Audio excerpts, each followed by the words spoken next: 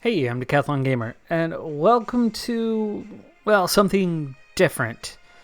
For those that are longtime followers on the channel, you probably already know by now that this week my brand new CPU, less than 90 days old, perished.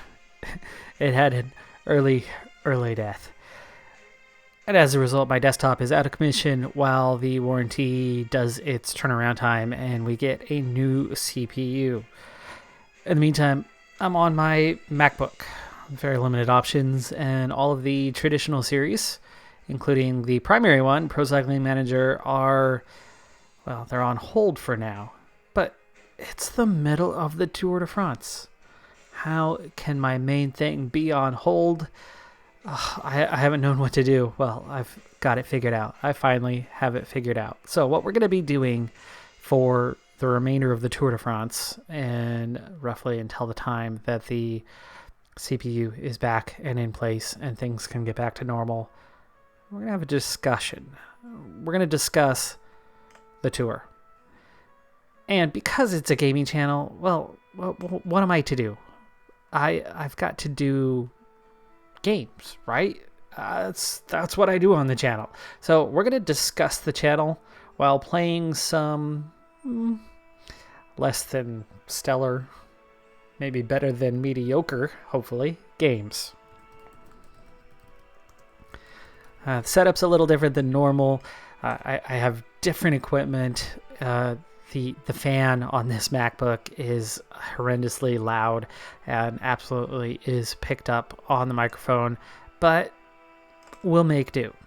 So there won't be much commentary on the games in the coming weeks. They're just going to be kind of happening in the background. I've got up to about a handful of them that are going to be rotating through. We're going to be doing a tower defense game today, but let's start.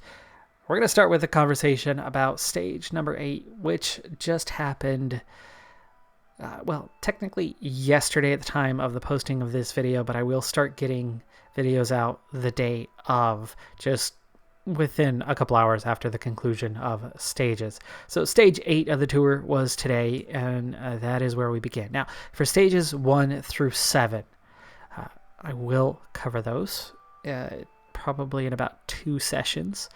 And look for both of those episodes on the rest day coming up shortly, just a couple days from now.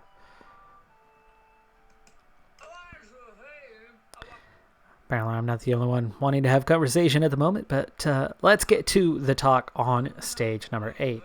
Now, this was definitely a day for the climbers.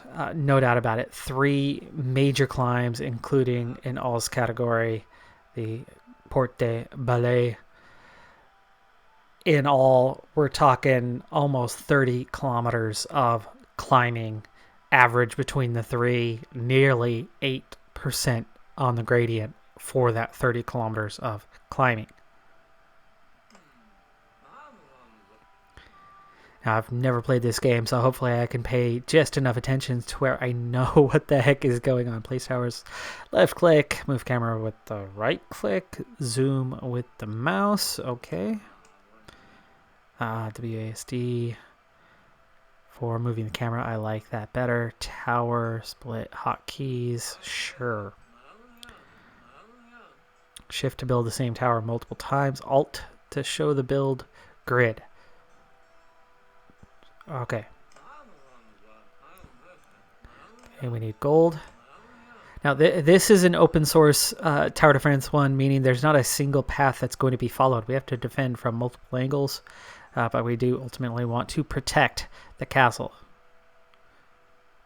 Oh, okay. This won't be able to build until the... Oh, it's wave by wave on the building. Interesting. Okay. All right, so the Col de Mente was the first one. It actually turns out it was the steepest of the climbs on the day, but it was also the shortest by some margin. It was 7 kilometers in length, 8.1% average gradient, and it was going to ultimately come down to the climbers. But there was a good amount of distance covered before that first climb. And so the one and only sprint point of the day and the action for that came prior to that first climb. So very, very briefly, we're going to talk about the points competition today, as it was definitely not a day for those guys. 13 riders in the break, 15 riders gained points at the intermediate sprint. Looks like they're coming anywhere across the north. Mouse wheel, mouse wheel, mouse wheel. Okay, we got to protect this. How much? Where is our funds? We have 700 gold. And I have archer towers that cost 30. I have wooden walls that cost 8. Walls are probably going to be useful. Will the towers shoot over the walls? I would think they would. Melee shoots arrows at your enemies. Could be a substantial defense if you have enough of them. Alright. Well, it looks like we can wall up. Apparently I have to... Okay, I have to hold shift for that one as well. Can we double up walls? There we go. Alright, so we'll close that off and then we'll throw some towers behind it. Ooh, hello, raccoon. Oh man. Fog of war ahead of us, so we can't even see out there. We obviously want to close off this path. Oh, I'm forgetting to hold shift. 2. Aha, hotkey. Alright. And we're going to do the same out here.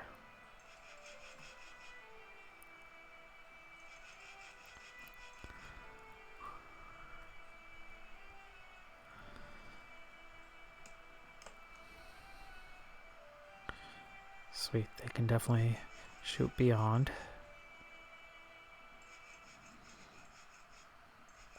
Okay, so we'll protect that one. How am I doing? 438. Click and drag works. I like that. Okay, let's get one in this cove. Alright, so anyway, with 13 riders in the break, there was 2 points and 1 point on offer for the next 2 guys to cross the line from the peloton, and Sam Bennett got there first ahead of Brian Cockard, leaving a distant third for Sagan. Now, Sagan missing out on points sounds like a bad thing. It sounds like a worrying thing. To me, you know what? Not so much, actually. The thing that people often forget to bring up when it comes to Peter Sagan. Sagan is never fully committed to intermediate sprints. Never has. And I don't know if he ever will. And uh-oh. I am a little short. Can I do something with one of these guys? Can I retract them or move it? Scrap. Yes. For full price right now. We're obviously going to need a bit more in terms of defenses right here. I think we might have to go with the 3-3-3 approach everywhere, which means there's 4 here and 4 here. I think the middle is going to be the most dangerous position, so let's go ahead and scrap that bonus tower and put it here on the center. If we put it over here, we'll at least get a little coverage to the side. There you go.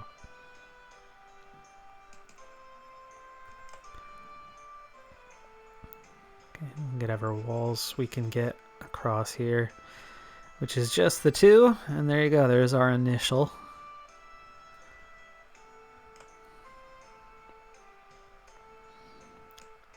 Let's start that first wave. So Bennett gains 2 points on the green jersey of Peter Sagan, and that just doesn't bother me. Sagan only goes half gas on those intermediate sprints. He knows that he's not going to beat those guys head to head, and it's going to take a lot of energy to do so. He plays the long game, and he plays it well. He plays it better than anybody else, and I'm not worried about Sagan at this point at all. Ooh, I have spells. Okay.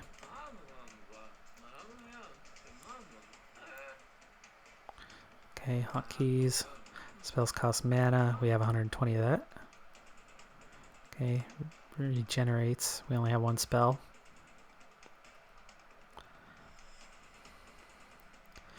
All right, well, they should be on their way, you think. Wave 1. Yep, there it is. Incoming.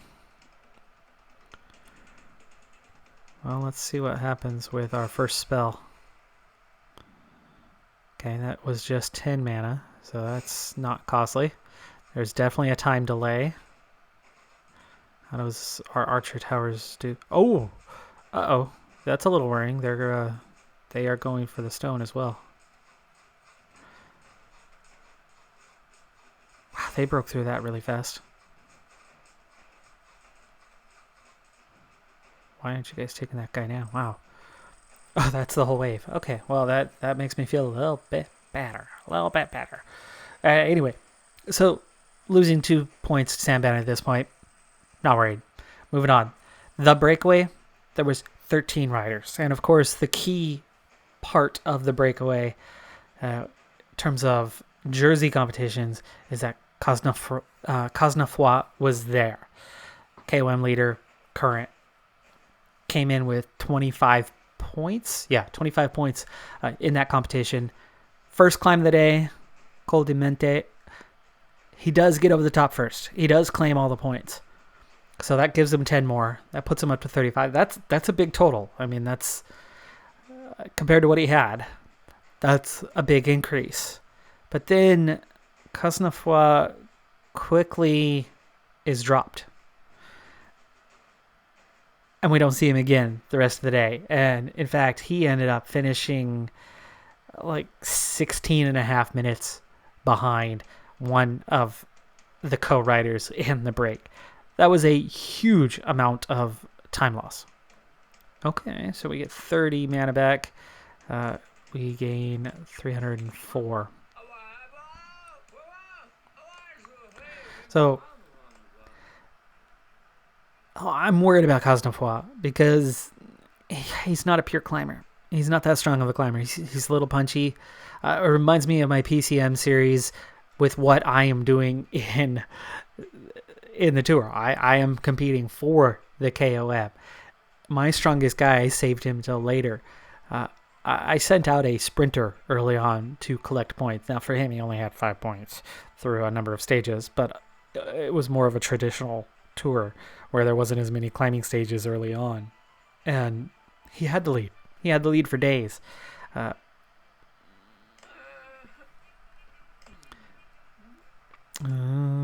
don't know what these do. Do they do something? Blood magic. Spells cost 30% more to cast. Health pool, use health to cast. Oh, health. No, thank you. Warhorn. All small towers do +1 damage. I like that. Need 2 mana per second when defending. When mana is below 25%. This one seems to have the best effect, so we'll take that. Okay, I think the obvious thing now is we're going to need to fix this, extend that.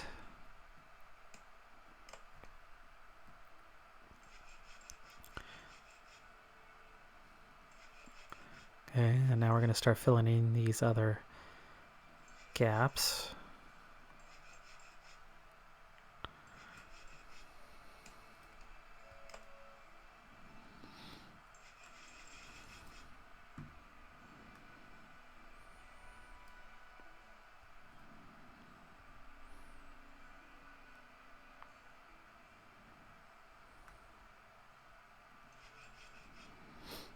All right. Let's get one more right there. That'll do.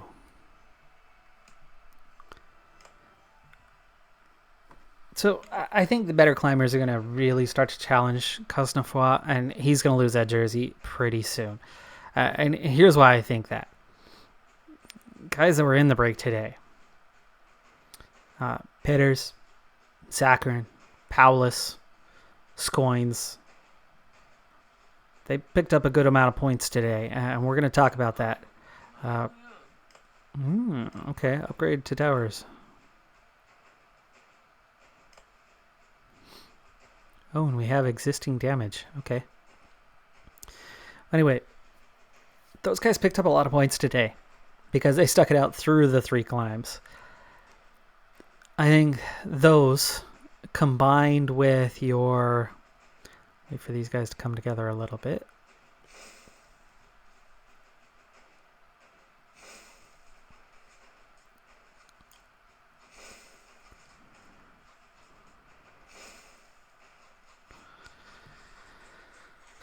I think the fact that that combines with contenders that are now losing time. I think with those contenders losing time, I think we're now looking at a scenario where some of those guys are going to start looking for something else, like a stage, like a KOM. And Cosnefroid already showed that he can't handle the big climbs.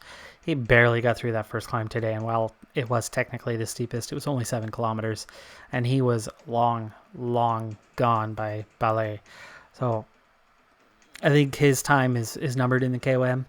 And I think Groupama FDJ is going to have a real shot at that jersey. Pinot, with what happened to him today, or Mataway. Gaudu, maybe not because of the injury, but if he is feeling better, guaranteed, you figure one of those guys is going to be going purely for stages. One of those guys is going to be going purely for KOM and hope for a stage. I would think something along those lines is bound to happen.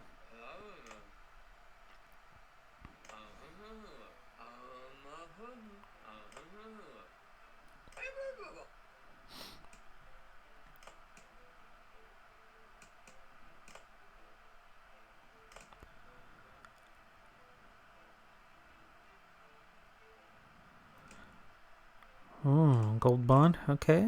Gain 10 gold this turn. Have an additional option next. Minor artifacts are offered. You know what? I'll take this one. Spend 100. Get 60 back per turn for 5 turns. That's a nice return.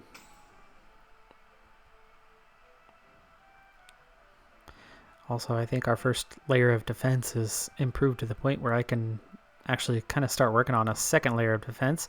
However, there was something about upgrading towers. Let's see if we can upgrade towers. Besides Pinot, here's our upgrades. Okay. So we have damage. We can add 1 or attack speed, their range, or their health. See if we take a couple of these guys. Damage and attack speed. Okay, you're kind of out here alone. Let's give you both. One of these guys.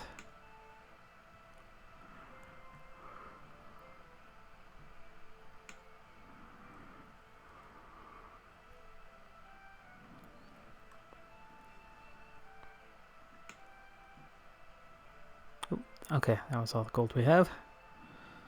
Next wave.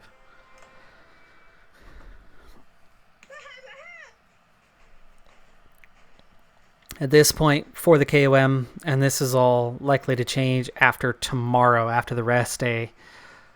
But at this point, I think that either Pinot or Alaphilippe, Aru or Martinez. I think that there's a 95% chance that one of those 4, if not 2 or more of those guys, will now turn their attention to the KOM and be an absolute contender for it. I also think that Zakarin, there's a good chance that he's now going to focus on the KOM.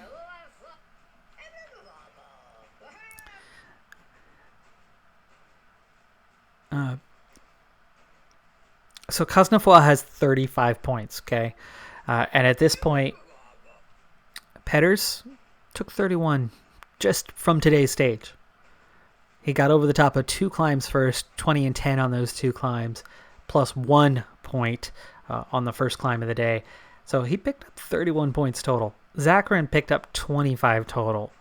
For both of those guys, that is their current total, as they had nothing previous. I think Zakarin's strong enough of a climber to contend, and having a 25 point head start on a, Alpha Leap has, I think, about 10 points in that classification, so he's got something, but he's not as great of a pure climber.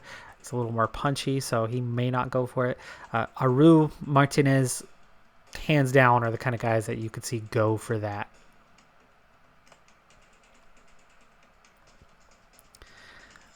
Scoins has been in the break before and already had some points. So he's up to 24 now in that classification after picking up 18 today.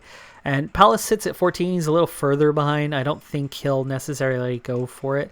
But I wouldn't 100% rule out that possibility.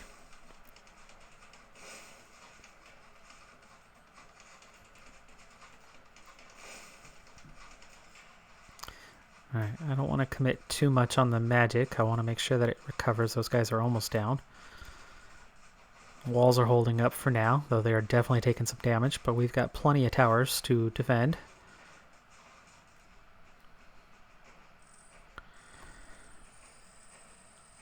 So with only a 4-point lead already, as it is, all those stages in the break, I think he's done.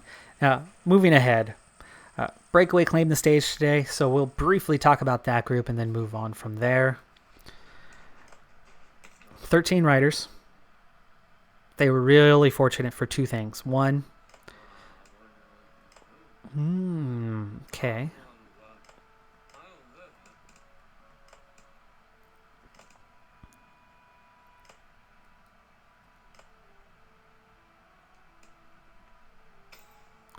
So, let's see, what was it?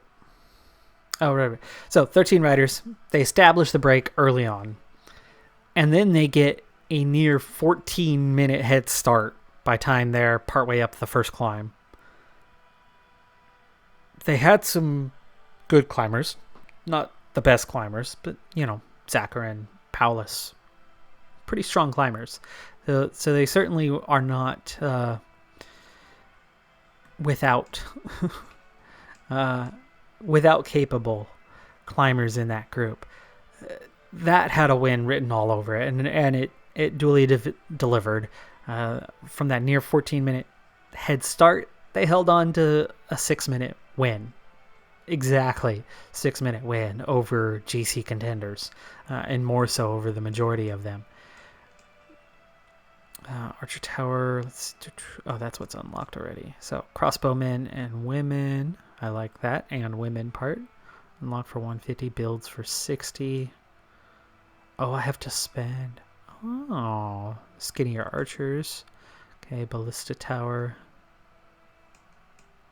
Castle 2. Well, let's get ourselves something. Skinnier archers, that's a cheap one here.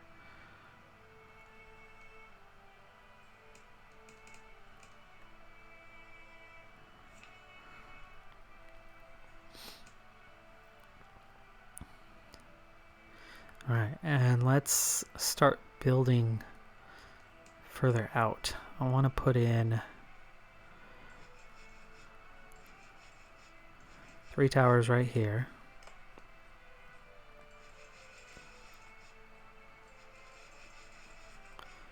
Okay.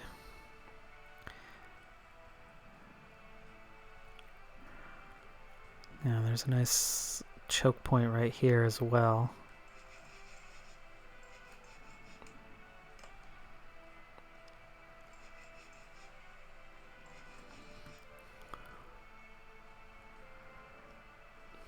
Now, obviously, they've been attacking the center.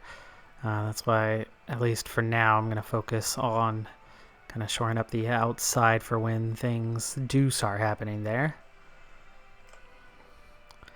But that also means upgrading these towers is the obvious way to go.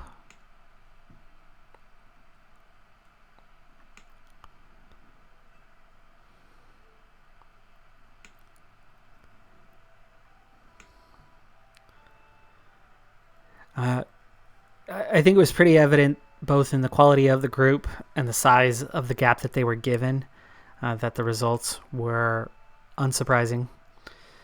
8 of those 13 riders ended up finishing ahead of the GC riders. So in that 6-minute gap, 8 of them ended up in there. And that was actually all within 2 minutes of each other. So Petters ends up taking the stage. Scoins, Verona coming across second and third. Zachrin, who had been up with Petters, slips to 4th place. Really poor descender, and actually that's not new for him. Paulus comes across in that next position. So, 5 of those guys within 2 minutes. And like I said, Cosnefroy, one of the 5 that don't make it with those 8 riders. These guys are definitely getting stronger here. Let's see if we can get a big group of them here. Nice hit.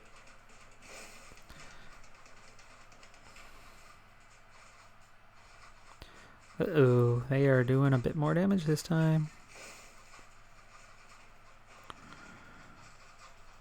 Definitely going to focus on the center this next time. These guys will be down soon, though. I have some wall replacements to do, but otherwise we are still doing just fine. Cosnefroy finishing at 16 minutes 37 seconds down is just really telling. I think he is probably his last day tomorrow in the KOM, in the polka dots. Moving on to the GC, it ended up being a pretty exciting day after how difficult Stage 7 was. And man, oh man, I can't wait to talk about that one. But that's for another episode. We're going to start on the second climb. First climb, pretty calm, pretty relaxed. The group that have started to form with the sprinters after the first climb, but outside of that, the bulk of the peloton was still there, still intact, as they started the Porte de Ballet. Also category 2.2 kilometers in length, 7.6% average gradient over the climb.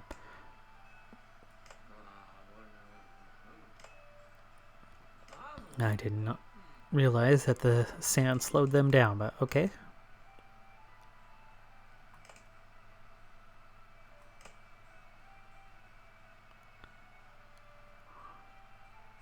Ooh, that's nice.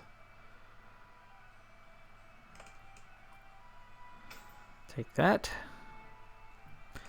Alright, let's take care of the walls here that were damaged. We only lost a couple, so still looking quite strong there. I'm going to add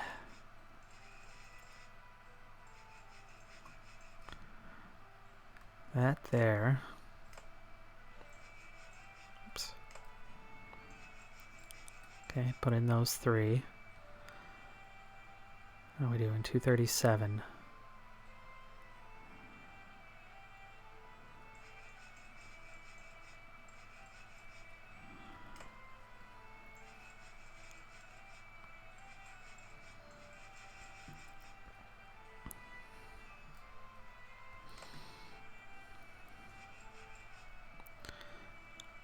Alright, we'll do some upgrades for the rest.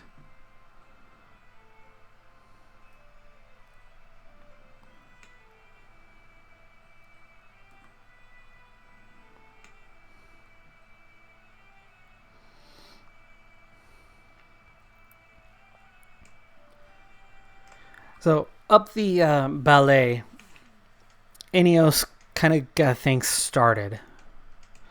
And they did so... Ooh, 3 units wide.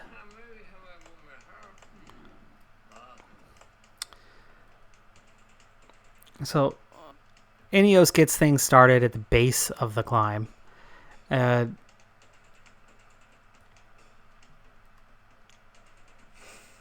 It's just him on this? Nobody else?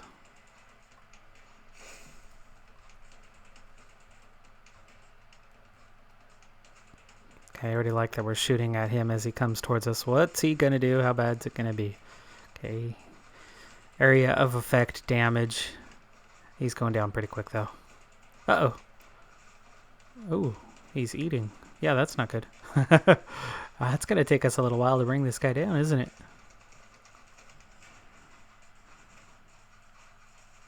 He's got food left. Ouch. There goes some walls.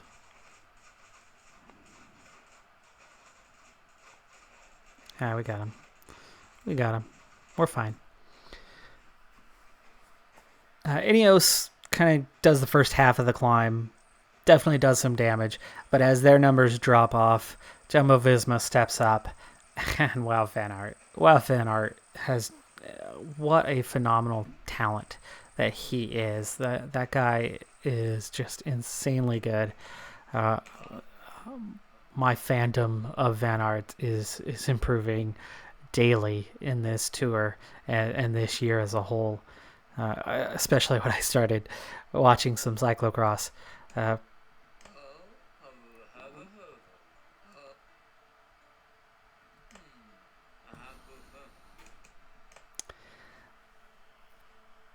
He alone brought the peloton from about 75% strength down to maybe a third on that climb.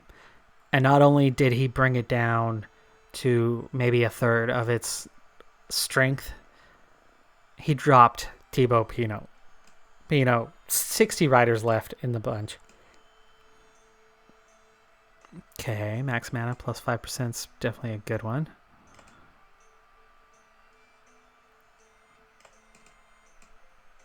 Or 90 gold. I'll take the max mana. There we go.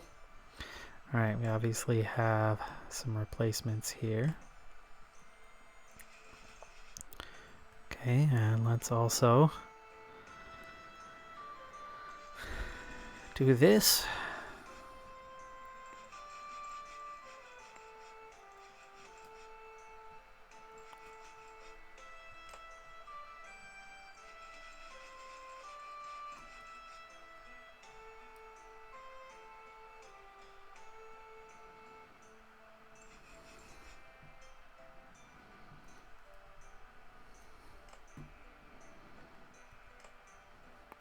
We're obviously going to have to do more with the upgrades as well.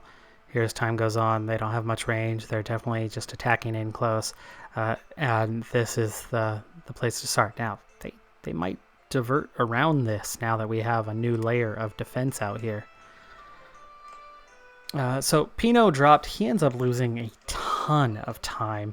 We'll come back to that in a little bit. But that's the second climb. They weren't done yet. They had a short descent, and then they were heading up the Col de Peyresourde, 9.7 kilometers, 7.5% average gradient. Van Aert still hanging around, led things off. He got nearly half the climb himself. So that guy, just holy cow, what he did was pretty phenomenal. Van Aert gets it down to about the last 30 riders before he peels off, leaving Tom Dumoulin suddenly finding himself on the front. And you can see now they do start heading another direction. They're going to head to the mountain pass here, as they find that as the weak point, interestingly enough. But they are taking heavy fire from multiple directions, and this is a good time to fire in on these guys. And oh, my shot came up short. I'm hitting the wall. Okay, well, we do end up doing some damage, but they are definitely finding their way through here. Numbers are dwindling fast, though. They won't last too much longer here. A couple more incoming there on the western edge.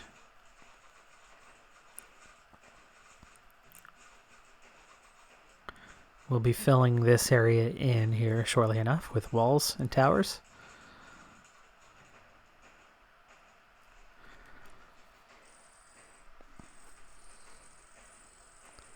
Tom Dumoulin takes over on the front. And I don't know. Those who know me know I'm not a fan of Dumoulin. Those who know, I also predicted that at best he would finish 5th. But he would probably try to ride for himself and not support the team very well. Well, he finally found himself on the front of the peloton for the first time, facing that duty of serving the team, of serving Roglic as the outright leader. And then all of a sudden, he goes and accelerates hardcore. He accelerated in a way that looked like he was trying to attack. But rougue-lite had no problem maintaining the speed, and everybody behind, at least the strongest riders, all stayed with the acceleration without issue. Less than a kilometer later, probably closer to a half a click, the Moulin peels off and goes right out the back. So Van Aert goes through the second half of one steep climb and the first half of another steep climb. He does probably 10K on the front, and the Moulin lasts 600 meters, 700 meters. Now, the only thing to his credit in that is that he did manage to do to drop another 10 riders or so. And again, like I said, it was a good turn of pace, but that's all it was. It was nothing more. So I have to say, Dumoulin, picked himself in that moment and did not do something strong for the team, because if he would have kept a steady pace, the things that came soon after, much less likely to come. Riders would have dropped off. He could have done another 1.5 or 2 or 3 kilometers on the front, working properly, supporting his teammate properly, and really, really changing the outcome of the stage. Probably would have dropped 10 or 15 riders more, but controlled it. But by accelerating and attacking the way he did, he set up the chaos that came after. Alaphilippe, with Dumoulin pulling off, Alaphilippe immediately attacks, but then has nothing and it drops straight out the back. It's like he just got whatever head start he could get towards getting to the end of the stage in one piece, and it was not pretty. Alaphilippe lost a ton of time. As soon as he was done, Pogacar got the real action started, and Pogacar attacks.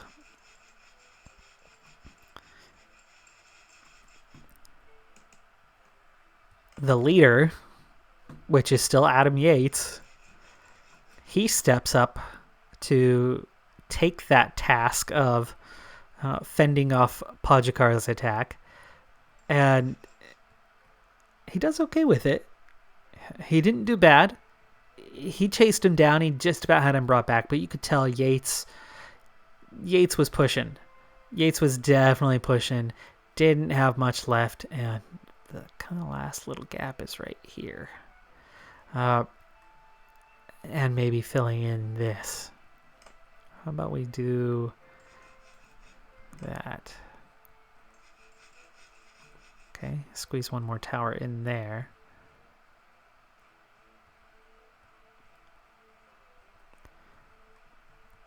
I don't have enough for this turn. Let's go ahead and do some upgrades to these new guys.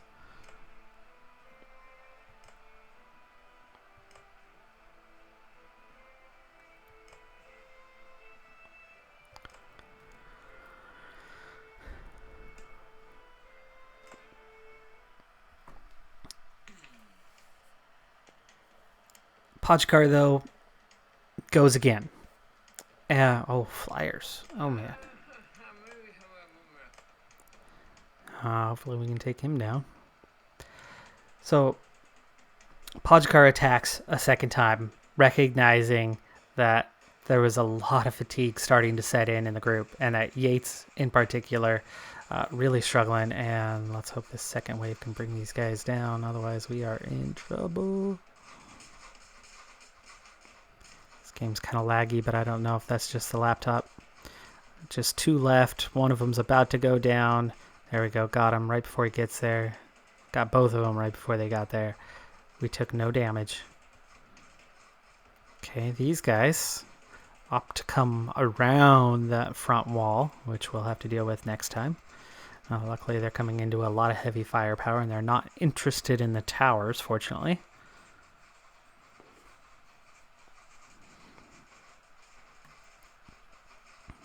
They are just about through. If they break that wall, we'll fire. Otherwise, I'm just going to help defeat the wall itself.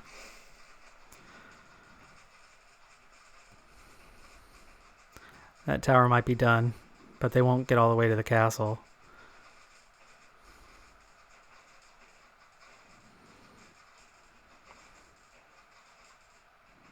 There we go.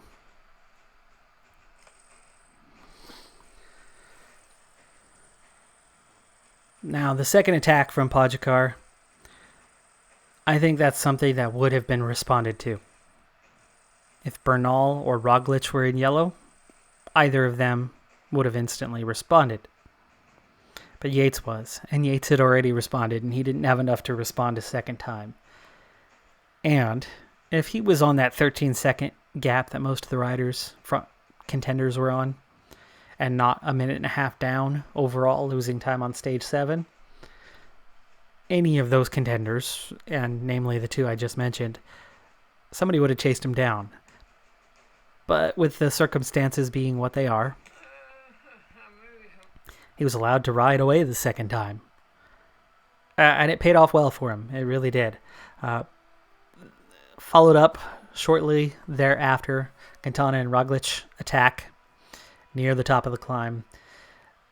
Things really start to break up, split up, but it was too close to the top of the climb. Now, if it had finished at the top of the climb, we would have seen a lot of small time gaps.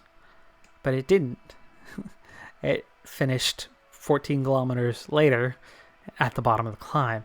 So the guys behind that were missing out, they came together, they pulled it back, and you end up with all but one rider pulled back in the end.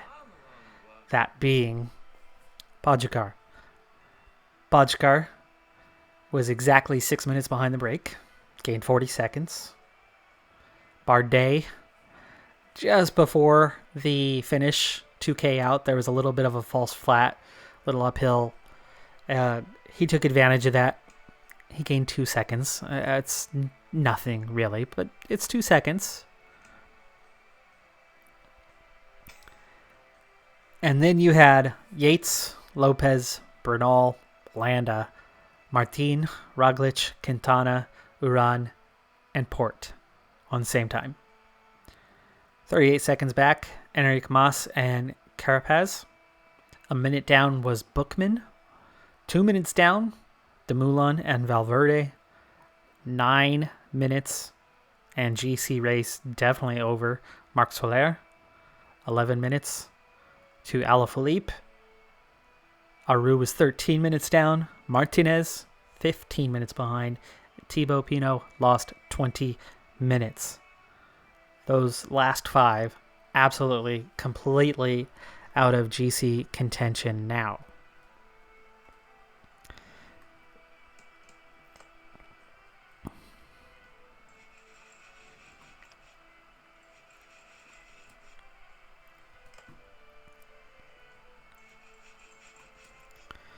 Okay, let's also fill this gap back in.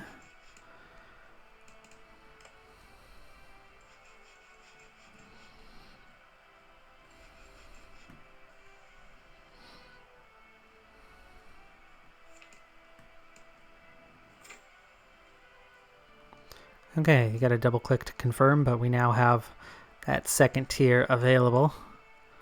The ballista towers are also going to be another unlock for us, so we'll get to those later on.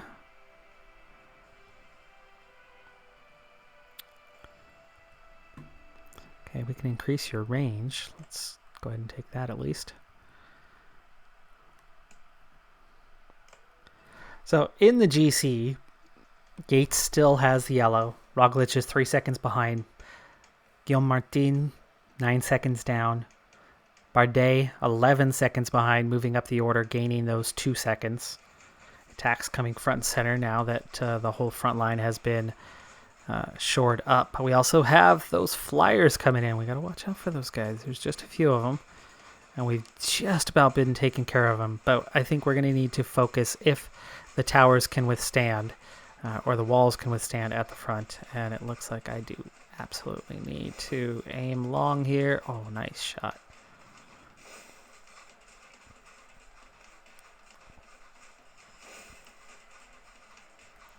Okay, that's all we get for that. Keep our mana up until things get desperate. Those guys will be dealt with soon enough. Bardet gains those 2 seconds, and that moved him up into 4th place. Bernal, Quintana, Lopez, Uran, the final riders that are still on that original no time lost, no time gained, which was 13 seconds. Everybody ahead of them has gained time one way or another. Pogačar back within 48 seconds. Enric Mas exactly 1 minute behind Yates. And Bookman a minute 25 down. That's your top 11. From there are 21 riders in total, so another 10 that are within 3 minutes. From there, it jumps to 8 minutes to the 22nd rider. So there are 21 riders left in some form of contention. Some form of, yeah, we got to watch out if this guy attacks. I like that one. Max health might be better, though. We really only have 1 tower that's been damaged, or a couple anyway.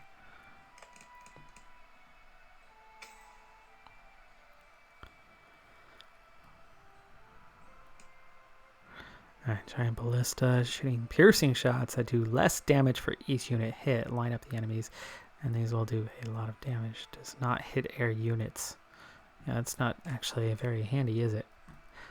Maybe we need to put some upgrades in.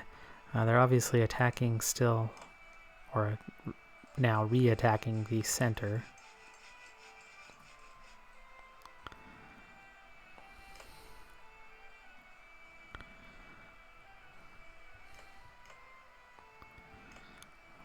I think we're going to take most of these guys to that 3-2 here.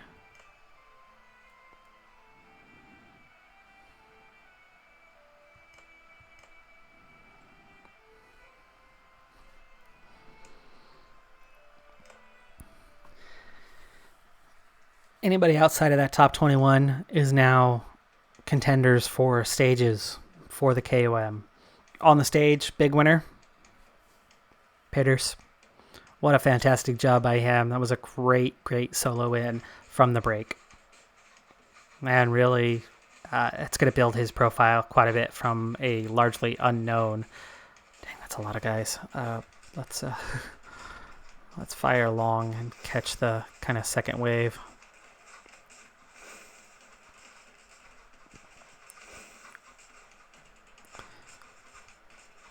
Okay, they're starting to come through. They might get through the first wave this turn. We might have to use additional mana.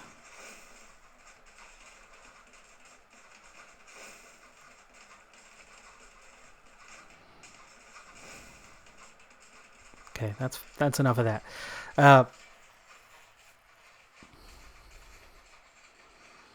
And Pogačar. Pogačar, the only one who gained any substantial time on the stage. Other winners, though, in the KOM, Zakarin, Scoins, Palace, all picking up decent amount of points. That could prove important, as I think that KOM that's been really a one-man show so far, and I don't remember a tour that has gone this long with just a one-man show in the KOM. I think that's going to be blown wide open. Of course, Pitters also in that KOM competition, just 4 points off the lead, but I think those guys are going to change that. Also winners, just on the stage, Bardet, he gained 2 seconds. It's not big, but what he did more than that, more than pick up 2 seconds, Bardet, he's French. It's the Tour de France. Majority of the audience is French. Pinot is the big hope. He lost 20 minutes. Alaphilippe, the other big hope. He lost like 18 minutes. Those guys dropped off the face of the planet raising the next most popular guy in Bardet. Also, though, Guillaume Martin, unsung hero. For me, I talk about him a lot. I'm a huge fan of Martin. He's my underdog guy that I've rooted for. He's been on small teams, quietly becoming a strong rider. I'd love to see him step on that podium. I don't think he has much of a chance of winning. If he was the guy in the yellow, everybody would attack him, and he'd probably struggle. But sitting in quietly, remaining in the group when everybody else is there, and we're even actually seeing him attack this year a bit, it's good stuff. He's not strong enough to beat them yet, but I think he is definitely strong enough to stay in all but maybe one climb in this tour. He'll lose a little time once, but I think he'll hang on for at least top 5, and I'd like to see him do more. Let's take that gold again. Bernal, also a big winner. Bernal came into this tour still building towards his form, not fully there yet. And I predicted that he was going to lose just a little bit of time, less than a minute in the first week. Tomorrow's still a chance, but today was that real shot that he might have lost a little bit of time. And he looked vulnerable for moments, but then held on and got through it and was okay. But he didn't lose time, and that's good for him, and that's bad for others. Yates, definitely a winner for the day because he's still in yellow. He came in thinking about stages, could, under the right circumstances, compete, but wouldn't expect to compete, especially with the lack of support around him. He'll get hung out. I think he will drop that jersey at some point, but him hanging on to it for now, definitely a good thing.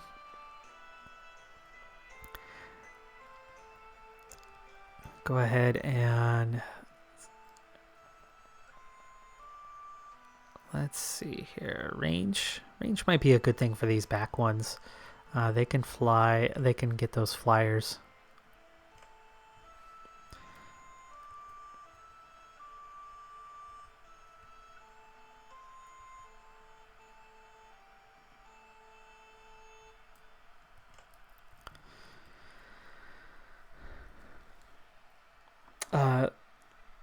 Last wave here.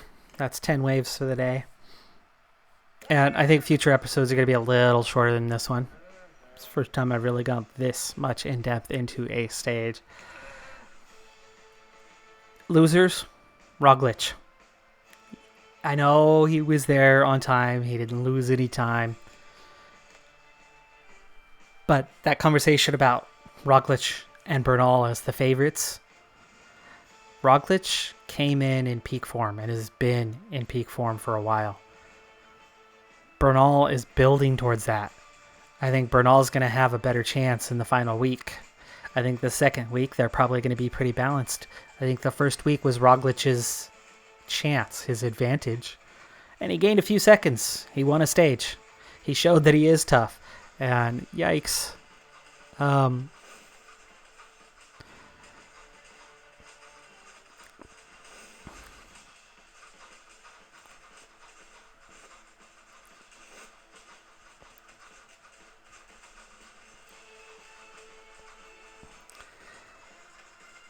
By not gaining time, I think that's going to hurt his chances a bit.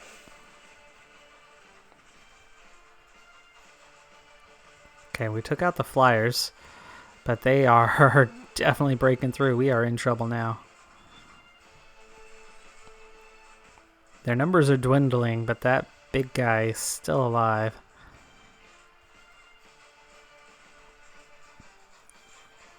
And we haven't done any damage to him yet. So he's a loser on the day by not gaining anything in a stage that should have favored him well, especially at this point in the tour. Bookman losing a minute, loser on the day. Carapaz, Valverde losing a couple minutes. That hurts for them. Bigger losers though, Dumoulin, supposed to be a favorite. he showed that he cared more about himself than the team when he accelerated hardcore and tried to attack and then didn't lose anybody and then just fell off the back and lost a couple minutes. So, A, he hurt rougue-lite, and B, this is not looking good. B, he hurt rougue-lite, but he also hurt his own chances. And then Alaphilippe, he'll be sorely disappointed to lose so much time and drop out of GC contention. But it's not all bad for Alaphilippe, as he's still got a strong chance of doing something else now in the tour, like winning stages or maybe competing for a KOM. But the big losers on the day, absolutely Pinot, ton of time lost, Aru, Soler. Those guys, the biggest losers, as they were GC contenders and they lost a ton of time and are completely out of the GC conversation now. We are taking some damage to the tower now. It's not looking good, but he's not inflicting a lot of damage, but we only have a few towers firing on him. So, yeah, not so good. Not so good. We'll survive this anyway. Martinez lost a ton of time on the day, but he lost a bit of time on stage 7. So he had already lost time. I think Martinez is in a fantastic position to do something else. But that's going to do it for this discussion of Stage 8. Please continue the conversation down below in the comments. The focus here is absolutely on the tour, not so much on the game. But if you have an opinion about the game, let me know as well. And if you want to see more of this game in the episodes to come, as like I said, I'm going to rotate through some games as we play, as we have this discussion over the tour. The 1 through 7 stages, like I said, most of that's going to appear on our rest day upcoming, and future episodes of this are going to come shortly after the end of each stage. I'm Decathlon Gamer. Thanks for tuning in. Be sure to hit that like button, and I'll see you next time. Have a good one. Be safe out there, and bye for now.